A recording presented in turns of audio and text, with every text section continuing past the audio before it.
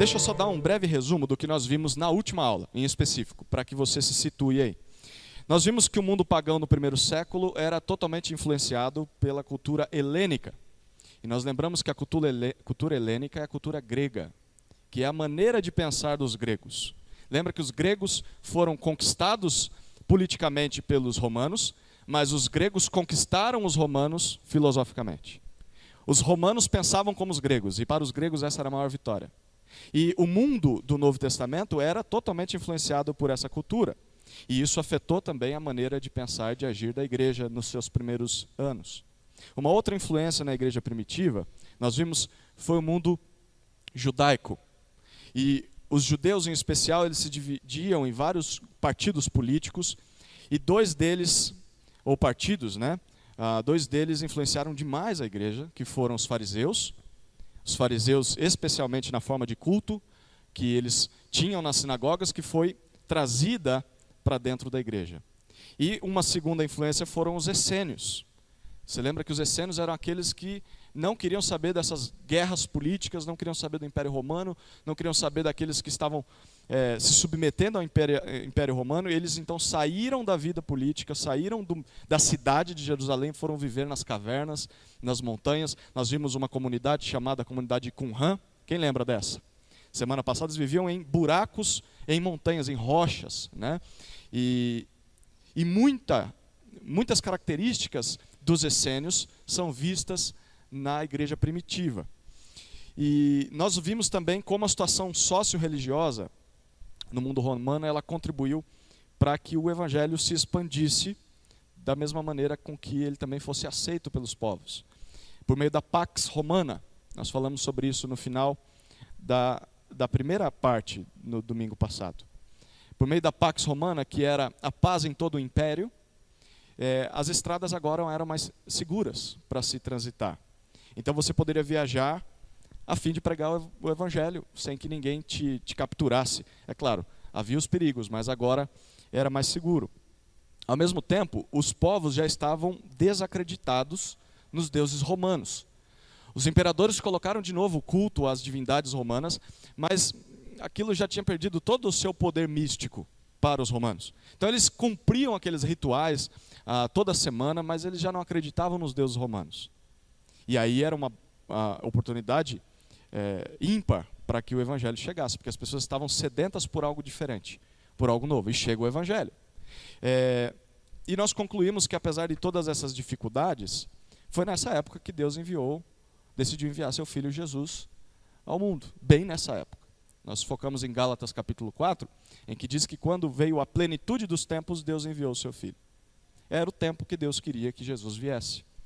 E foi esse tempo que a igreja teve maior oportunidade de expansão, e é o que aconteceu. Então, a segunda parte da aula de semana passada, nós falamos sobre alguns detalhes dessa expansão. Como o evangelho sai de Jerusalém e se espalha por todo o mundo romano e além das fronteiras romanas. Você lembra que o mar Mediterrâneo era o alcance do Império Romano. Ele se expandiu em todo o redor daquele mar, só que para os lados da Ásia o Império Romano não tinha chegado. O evangelho se expande por meio dos 12 apóstolos e Paulo no mar Mediterrâneo, ao redor dele, e depois ele se expande além do mundo romano, na Ásia e Oceania, por meio de alguns dos apóstolos também. E hoje nós vamos entrar na perseguição da igreja nos séculos 1º a 3º, aí, a nossa primeira parte. Vamos lá, a perseguição da igreja nos séculos 1º a 3º. Por que a perseguição aconteceu? As razões das perseguições. A política dos imperadores, você vai lembrar, era tolerar as religiões das nações que eles conquistavam. Então eles diziam assim, olha, você pode ter os seus deuses, a gente não quer mudar nada disso, a menos que a sua religião, ela provoque divisões entre o povo e faça com que as pessoas não se submetam mais ao imperador romano. Então, se a sua religião diz isso, pode parar por aí. Por essa causa, o judaísmo ele era tolerado como uma religião lícita no Império Romano. Apesar dos judeus terem muitos problemas com os romanos sabiam que os judeus não seriam vencidos por causa da sua religião. Eles não abririam mão. Então, os romanos viviam pacificamente, entre aspas, né, com os judeus, aceitavam isso. Mas ninguém gostava dos judeus.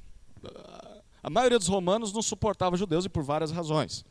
E por isso, quando o cristianismo surge, a gente lembra que o cristianismo surge não querendo implantar uma nova religião.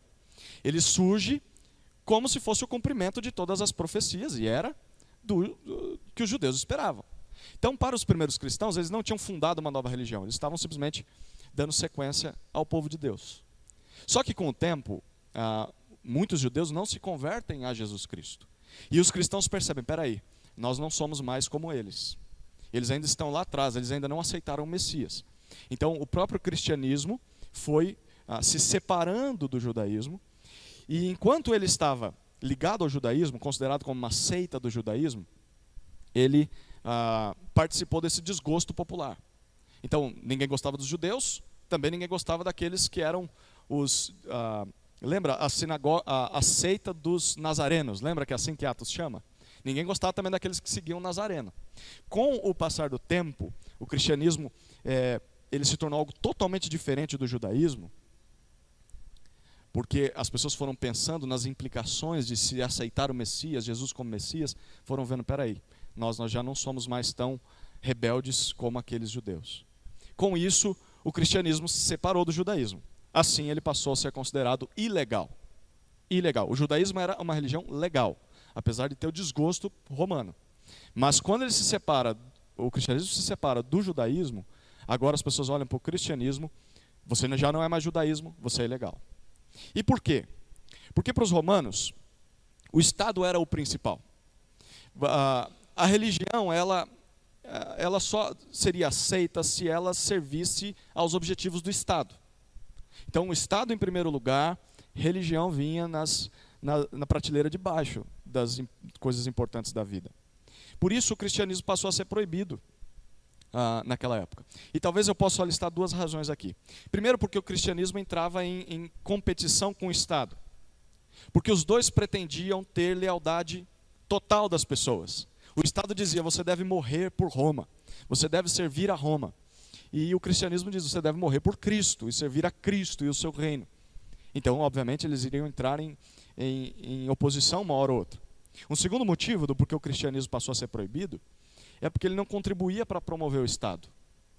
As religiões todas deveriam sustentar o Estado financeiramente, elevar César, pedir obediência das pessoas ao imperador, mas o cristianismo dizia, olha, a gente não vai ser manipulado para ajudar qualquer que seja o imperador.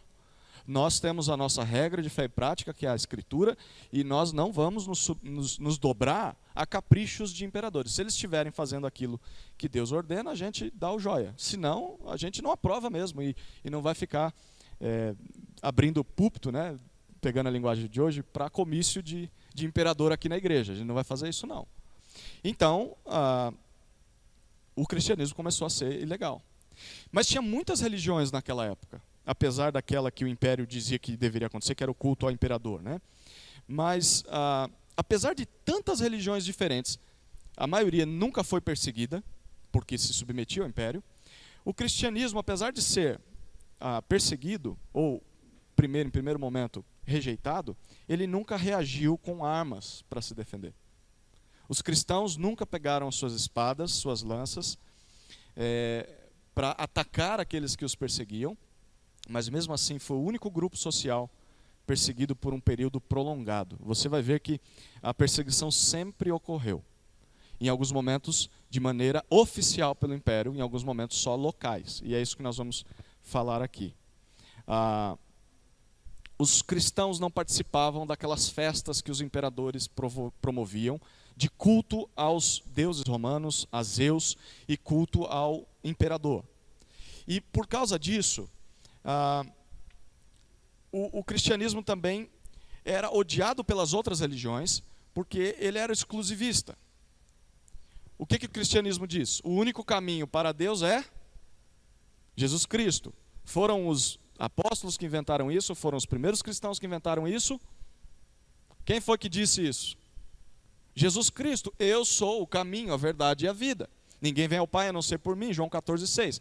Então, a própria essência do cristianismo, de seguir a Jesus, significa ser exclusivista. Sim, Jesus disse que é assim. Então, os discípulos, os primeiros cristãos diziam, é assim. Só que as outras religiões diziam, peraí, então nós estamos errados? Como hoje é, né? E então vocês são os únicos certinhos, vocês são os únicos que podem chegar até Deus. As religiões também não gostavam do cristianismo. Isso levou o mundo, na época, a considerar os cristãos, olha que interessante, como ateus e inimigos dos deuses. Por que eles eram chamados de ateus? Porque eles não acreditavam nos deuses da época. Já parou para pensar que em algum momento da história os cristãos foram chamados de ateus? Hoje tem uns ateus dentro da igreja aí, mas como um grupo, eles eram ateus porque eles não aceitavam os deuses de fora, apesar de acreditarem num único Deus. E isso então fez com que os cristãos começassem a se reunir secretamente. Eles já não podiam se reunir no templo, porque já não eram aceitos lá. Eles não poderiam se reunir em praças públicas, nas casas. Então eles iam às noites, em reuniões secretas, às vezes em cavernas, em florestas, em montes, ou casas de pessoas, chegavam escondidos e se reuniam ali a noite toda. Os cultos deles tinham que ser ali em silêncio para ninguém ouvir que eles estavam cantando e orando. E com isso, por alguns fatores, isso provocou reações das pessoas. Por exemplo, os cristãos demonstravam afeição uns com os outros. Então, eles se cumprimentavam, eles se abraçavam. Alguns cumprimentavam uns aos outros com um beijo no rosto. E eles chamavam um ao outro de irmão, diziam, eu te amo, meu irmão. E coisa natural para os dias de hoje, né? Mas imagine o ambiente em que eles estão. E as pessoas veem eles fazendo essas coisas. Aí, eles celebram a ceia do Senhor e eles dizem que é comer o corpo de Jesus e beber o sangue de Jesus. E eles fazem isso de madrugada, à noite, escondido. Ninguém sabe o que acontece naquelas reuniões. Não é qualquer um que entra nessas reuniões. O que então acusaram os cristãos de fazerem? Primeiro, acusaram eles de cometerem incesto. Incesto é se casar com um familiar. Especialmente aí o pai e filho ou irmão e irmã. Por quê? Porque eles se casavam com suas irmãs, né? O irmão casava com a irmã, apesar de não ser da mesma família, mas era irmão em Cristo. Mas ninguém entendia isso. Você é casado com a sua irmã? Sou. Você é casado com o seu irmão? Sou. Você é pai do seu irmão? Sou. Irmão em Cristo, mas eles não compreendiam. Então, eram acusados de libertinos, de pessoas imorais. E, em segundo lugar, eram acusados de canibalismo. Porque eles comiam carne e bebiam sangue de Jesus. Todos eles. Então eles foram chamados de ateus, foram chamados de libertinos, que faziam reuniões noturnas escondidas com suas irmãs, e eram canibais. E o entusiasmo dos cristãos era tão grande, e a fidelidade deles a Cristo era tão ferrenha, que isso começou a provocar curiosidade e chocar os filósofos da época. Eles olhavam para aquilo e falavam, nenhuma religião é assim. Os judeus são cabeça dura, mas os cristãos são piores que os judeus. E então, o cristianismo começou a ter os holofotes para ele, não para que ele fosse divulgado, mas as pessoas queriam saber o que acontecia ali e não gostavam muito do que conheciam. Até o ponto em que isso entrou em conflito com os vendedores de ídolos. Lembre-se disso, uma cultura totalmente idólatra. Os artífices de estátuas dos deuses, do imperador, que vendiam e ganhavam a vida com isso, pararam de vender tanto quanto vendiam antes. Porque agora os cristãos diziam, nós não vamos mais nos prostrar a estátuas. Nós não queremos mais saber de ídolos. E cada pessoa que eles convertiam ao cristianismo parava de comprar essas coisas. Então, agora mexeu com o bolso do Império Romano. Esses artífices que eram pessoas poderosas, grandes comerciantes, começaram a provocar uma má vontade dentro dessa classe muito poderosa, muito rica. É aí que nós chegamos a um resumo das perseguições. A princípio, as perseguições foram locais, limitadas. O que isso significa? Elas aconteciam em algumas regiões bem específicas, duravam pouco tempo. E as universais, quando eu digo perseguições locais são essas, universais são perseguições em todo o império. Você não podia ser cristão em qualquer canto do mundo romano. Isso só acontece a partir do ano 250, depois de Cristo, quando a igreja já está se mostrando muito forte para o império todo, e aí nenhum imperador mais aceita o cristianismo. Eu quero primeiro falar sobre as perseguições locais. Rapidamente, nós temos uma linha do tempo.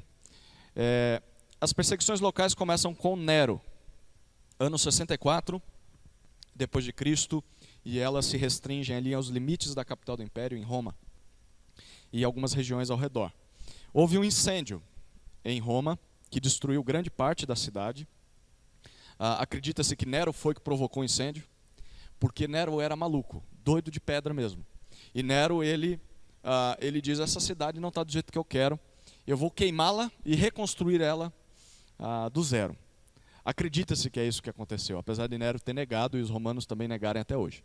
Mas esse incêndio queimou muita parte de Roma, e aí Nero reparou uma coisa: Deus protegeu e preservou as cidades onde os cristãos viviam.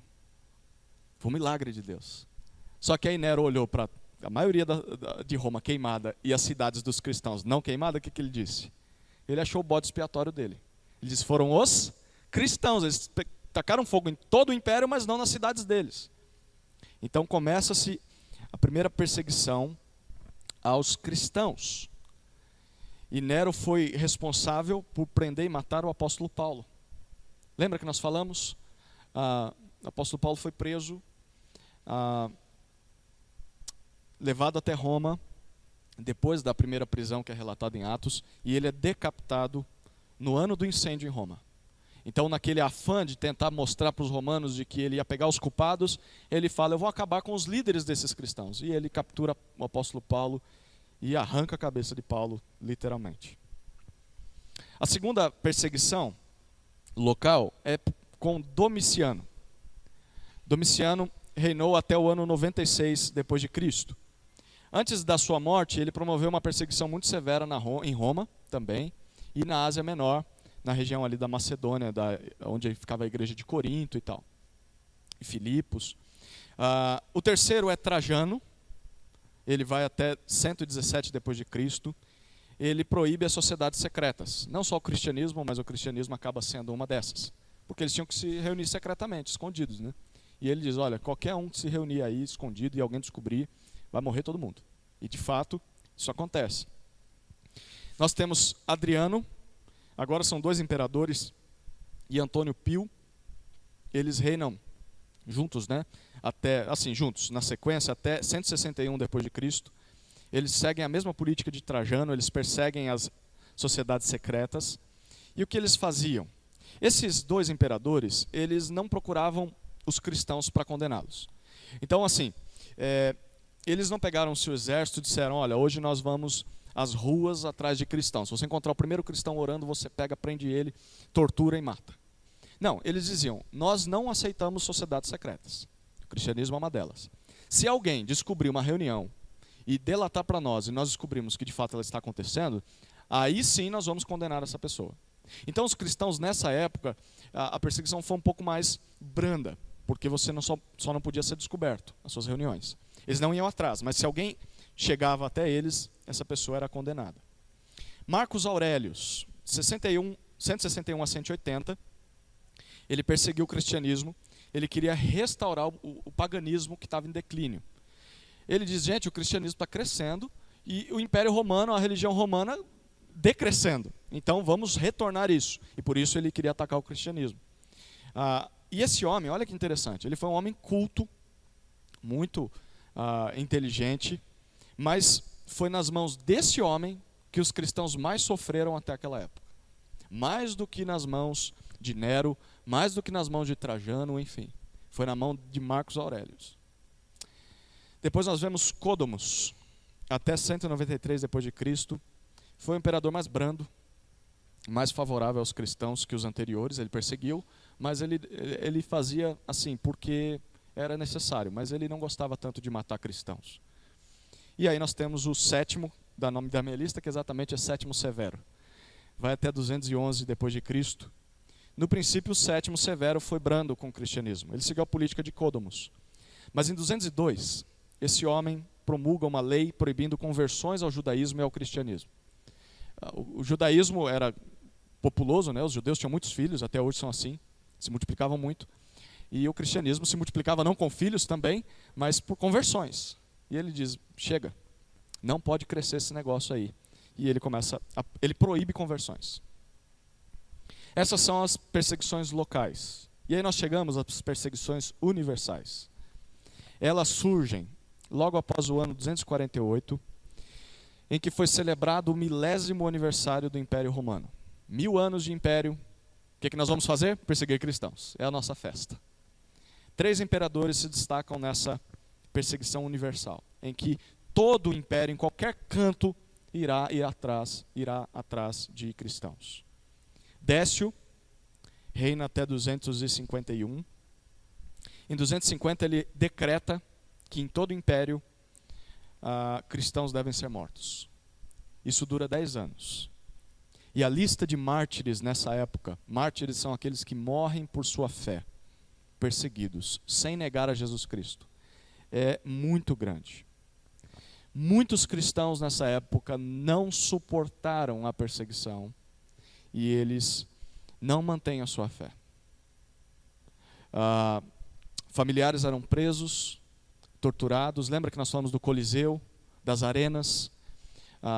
Cristãos eram amarrados a pilastras, feras, leões vinham e despedaçavam eles aos poucos e o público ia ao delírio.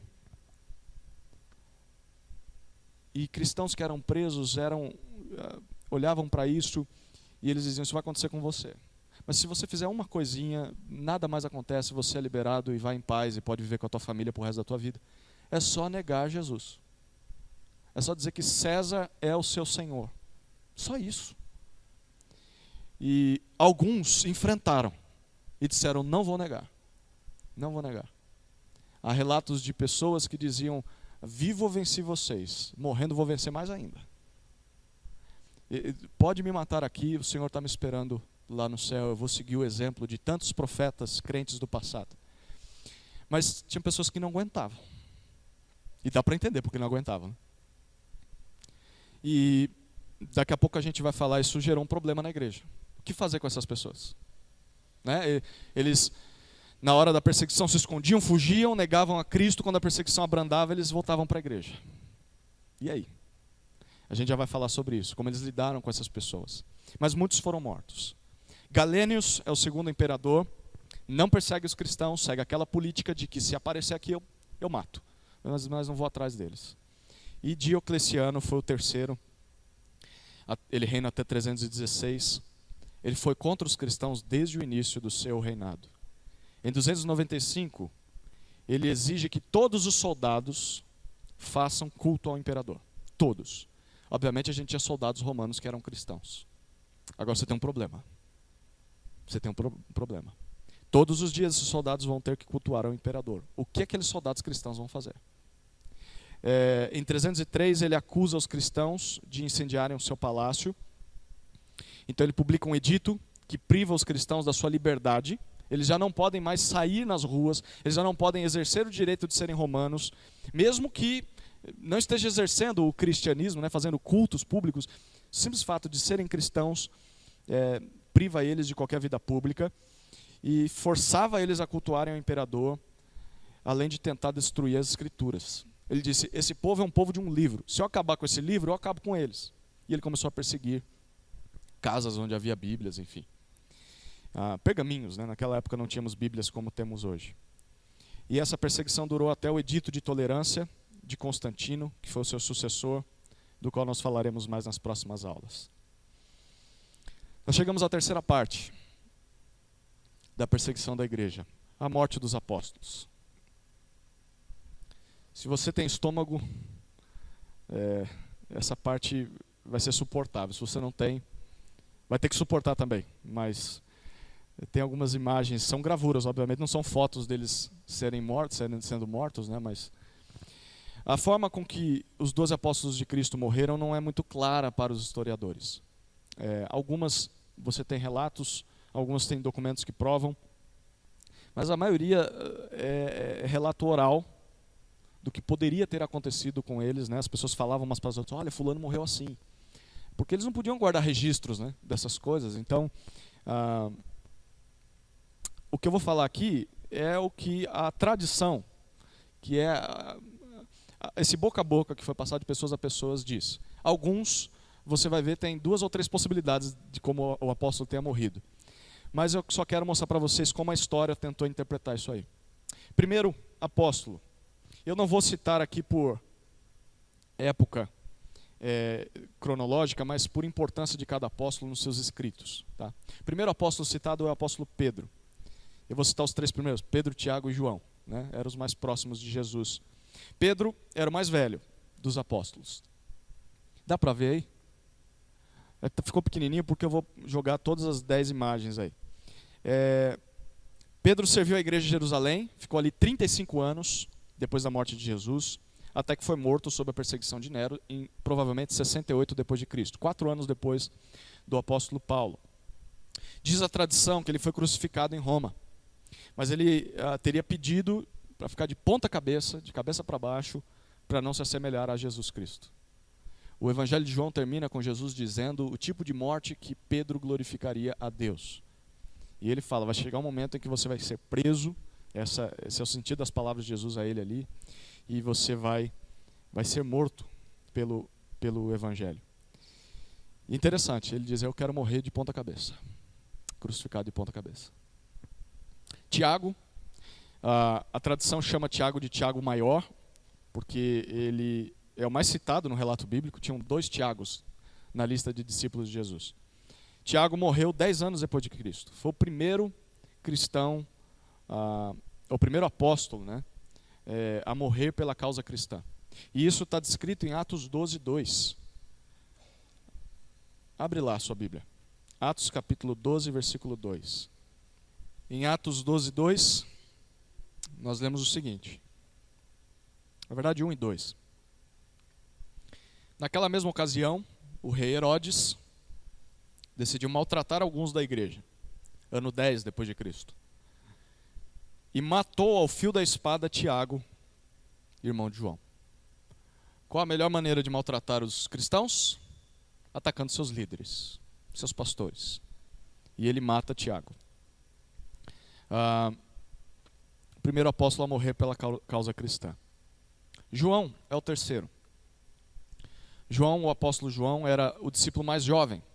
Provavelmente, na época em que Jesus foi crucificado, esse apóstolo tinha de 17 a 20 anos. Provavelmente. E ele foi irmão de Tiago, perdeu seu irmão 10 anos depois. Dizem que durante a perseguição de Domiciano, lembra? Domiciano, um dos mais severos, ele foi imerso em óleo fervente. Dizem, isso aí é a boca do povo, né? Mas nada aconteceu com João. Isso é tradição. Pegaram João, jogaram ele num balde com óleo fervente e nada aconteceu ao homem. Tradição, não tem comprovação disso.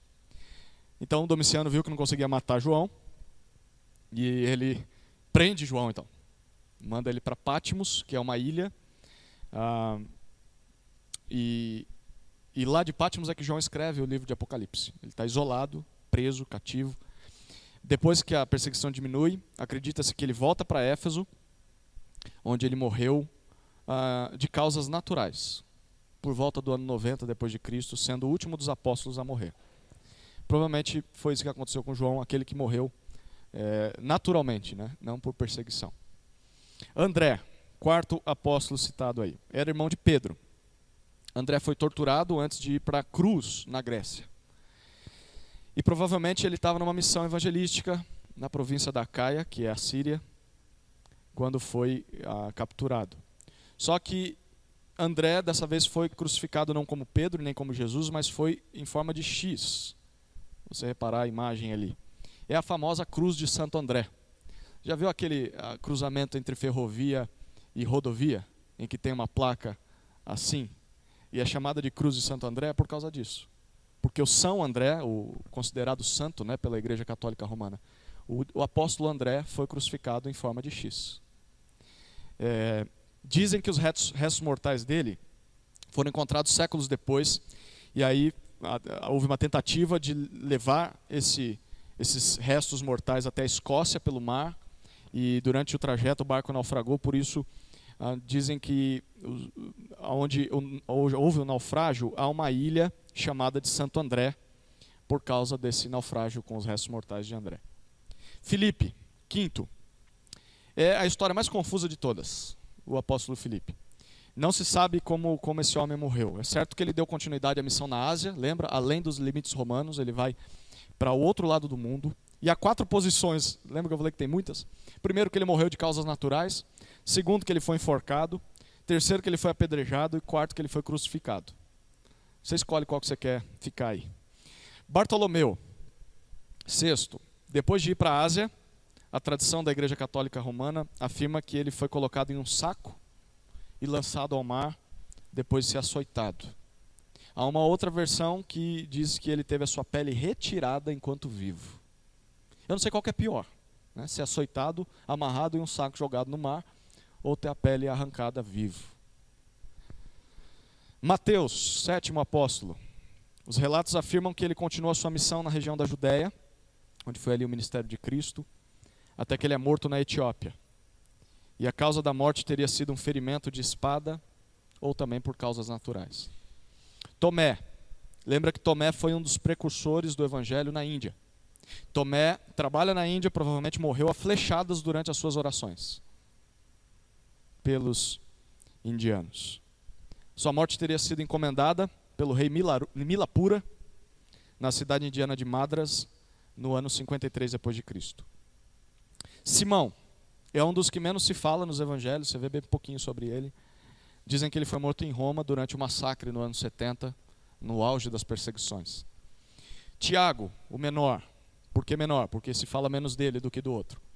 2 relatos prováveis. Foi crucificado no Egito, no ano 62 d.C., ou se tornou missionário na Palestina, que lembra que era a região de Jerusalém, onde ele foi morto. Judas Tadeu, 11º, depois de escrever a sua carta, foi para a Pérsia. Lembra? Nós temos a carta de Judas, antes de Apocalipse, no Novo Testamento. Ele escreve a sua carta, vai para a Pérsia, onde ele morreu por causas violentas, que são desconhecidas, mas pelos seus perseguidores que odiavam os cristãos. E por fim, o 12º, lembra que o 12º era Judas, o traidor, Iscariotes, ele morre, e aí a igreja em Atos capítulo 1 substitui ele por Matias, e Matias, a tradição diz que foi junto com André para a Síria, depois foi preso junto com André, foi apedrejado na Etiópia e foi decapitado depois do apedrejamento. É duro ouvir isso aí, né? Qual foi o resultado das perseguições? As locais não trouxeram um grande número de mártires, mas muitos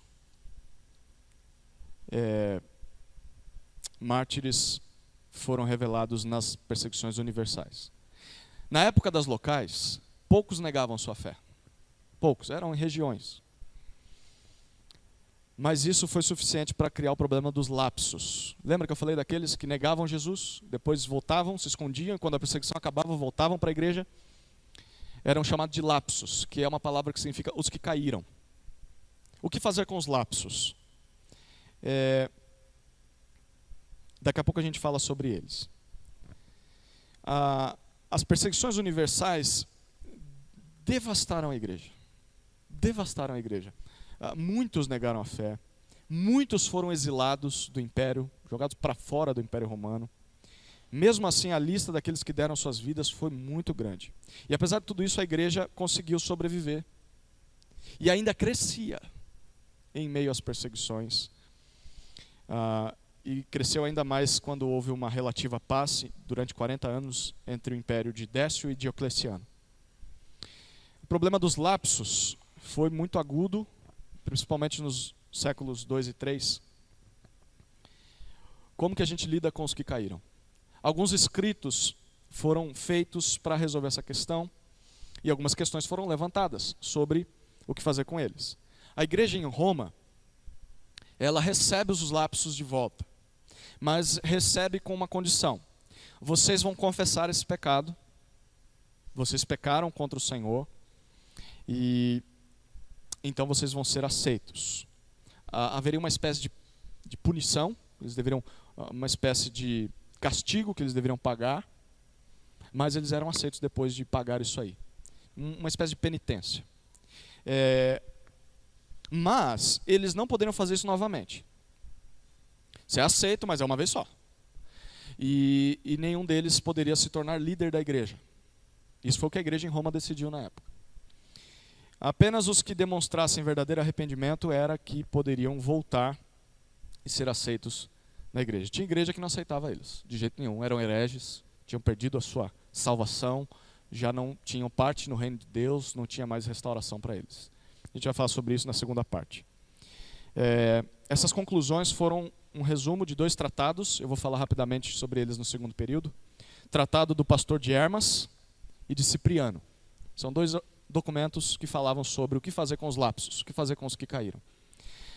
Eu queria destacar 2 lições para nós, só para não ficar dando evento histórico, mas de tanta coisa que a gente pode tirar de lição de tudo isso, 2 me chamam bastante atenção.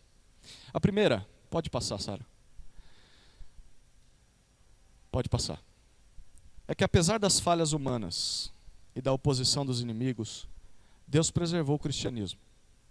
E ainda fez o cristianismo ser expandido. Apesar de tudo isso, gente que negava a fé, daqui a pouco nós vamos falar sobre os hereges, imperadores, o império todo contra os cristãos. E mesmo assim a igreja foi preservada e mesmo assim foi expandida. Há 2 textos que mostram para nós essas verdades e por que isso aconteceu. Mateus, abra lá rapidamente. Mateus capítulo 5. Seria difícil viver nessa época? Sim ou não? Seria. Mas a perseguição é algo exclusiva desses primeiros cristãos? Olha o que esse texto diz. Mateus 5, versículo 10. As bem-aventuranças de Jesus, o início do Sermão do Monte. Bem-aventurados os perseguidos por causa da justiça, pois deles é o reino do céu. Bem-aventurados sois quando vos insultarem, perseguirem e mentindo disserem todo mal contra vós por minha causa. Alegrai-vos e exultai, pois a vossa recompensa no céu é grande. Porque assim perseguiram os profetas que viveram antes de vós. A perseguição foi para os profetas, foi para os crentes no Antigo Testamento. Jesus diz, vai ser para vocês também. Se você caminha um pouco mais em Mateus, você chega até o capítulo 16, verso 18. Por que que a igreja sobreviveu mesmo diante de tantos ataques? Porque Jesus tinha dito o seguinte para o apóstolo Pedro. Mateus 16, 18. E te digo ainda que tu és Pedro, sobre essa pedra edificarei a minha igreja. Essa pedra é tanto a vida de Pedro, que vai ser o que vai levar o evangelho à frente, mas em especial a pessoa de Jesus. Ele ser o Salvador, o Messias enviado ao mundo. Sobre isso eu vou edificar a minha igreja, sobre essa verdade. E ele diz, e as portas do inferno não prevalecerão contra a minha igreja, contra ela. Jesus prometeu, o inferno vai atacar. Os servos de Satanás irão atacar. Mas vocês não vão ser vencidos por eles. Pelo contrário, vocês vão subjugá-los. Vocês vão expandir em meio à perseguição. Houve um dos mártires, nós vamos falar sobre ele na segunda parte, Tertuliano. Ele disse o seguinte, o sangue dos mártires é a semente da igreja. O sangue dos mártires é a semente da igreja. Você mata um cristão aqui, isso fortalece mais outros, centenas de milhares de cristãos que vão ficar firmes porque um mártir está morrendo pelo nome de Jesus. Ele não nega a fé. O sangue dos mártires é a semente da igreja. A igreja expande quando há perseguição. Uma segunda aplicação, lição para nós, é que as dificuldades da vida cristã não são exclusividade da nossa época. É interessante, a gente reclama muito, né? A gente tem essa tendência de olhar para a nossa situação e falar, não, nós vivemos na pior época Olha para isso aí. Você reclama porque a carne está cara. Você reclama porque subiu o aluguel. Você reclama porque o seu patrão não quer que você minta ao telefone. Essa turma não conseguia nem pensar nessas coisas. Eles não pensavam que iam comer, eles pensavam em sobreviver. E quando tinha um tempo tranquilo, eles iam cultuar a Deus, mesmo sabendo que era perigoso e proibido. Então, dificuldades na vida cristã não são exclusividade da nossa época. Tem um texto muito interessante, nós semana passada trabalhamos em 1 Pedro, falando sobre o sofrimento no casamento, lembram? E depois de falar sobre sofrimento e de maneira geral na vida cristã, Pedro encoraja os irmãos. Eu não sei se esse é um encorajamento que a gente queria ouvir, mas é um encorajamento dele para aquela igreja. 1 Pedro capítulo 5, versículos 8 e 9. Olha que interessante. 1 Pedro 5, de 8 a 9. Tende bom senso e estai atentos. O diabo, vosso adversário, anda em derredor, rugindo como leão, que procura quem possa devorar. Resisti-lhe firmes na fé, sabendo que os mesmos sofrimentos estão acontecendo entre vossos irmãos no mundo. O que daria motivação para os leitores de Pedro? O ataque não é uma coisa que está tirando Deus do controle. Não pegou Deus de surpresa. Já é prenunciado. Vai acontecer mesmo. O diabo quer acabar com vocês. Lembrem disso. Segundo, vocês vão vencê-lo por meio da fé, continuando firmes, confiantes naquilo que Deus promete. Terceiro, lembrando que não é só você que está sofrendo, não. Irmãos no mundo inteiro estão começando a sofrer porque é natural que isso aconteça. Eu quero encerrar essa primeira parte com um texto em 2 Timóteo, palavras do apóstolo Paulo, capítulo 3, versículo 10 até 12.